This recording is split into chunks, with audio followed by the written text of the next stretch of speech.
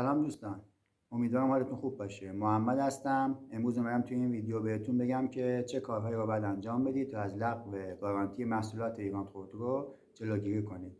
ولی قبلش ازتون میخوام که این ویدیو رو لایک کنید و اگر دوست داشتید به بقیه دوستانتون هم معرفی کنید تا اونها هم بتونن ازش استفاده کنن.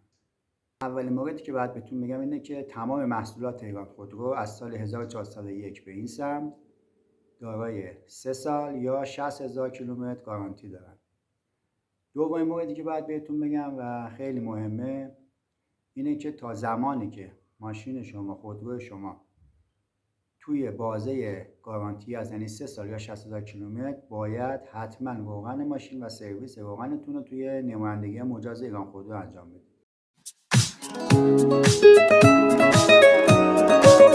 دومین موردی که باید بهتون بگم اینه که تا زمانی که خودرو شما تو بازه زمانی گارانتی است یعنی بین 3 سال یا 60,000 تا باید حتما تمام سرویس روغنتون رو توی نمایندگی مجاز ایران خودرو انجام بدید، وگرنه بخشی از گارانتی شما لغو میشه که همون قسمت موتوری خودرو شما باشه. سومین مورد که خیلی هم مهمه و شاید خیلی از شما ندونید اینه که تمام محصولات ایران خودرو به غیر از محصولات خانواده هایما باید زیر 1 سال یا زیر 10,000 کیلومتر حتما یک سرویس روغن توی نمایندگی مجاز ایران خودرو انجام داده باشن، وگرنه به صورت سیستماتیک شرکت قسمت موتوری خودرو شما از گارانتی خارج میکنه. در مورد خانواده هایما این مورد بین 6 ماه، زیر 6 ماه یا زیر 7,000 کیلومتره.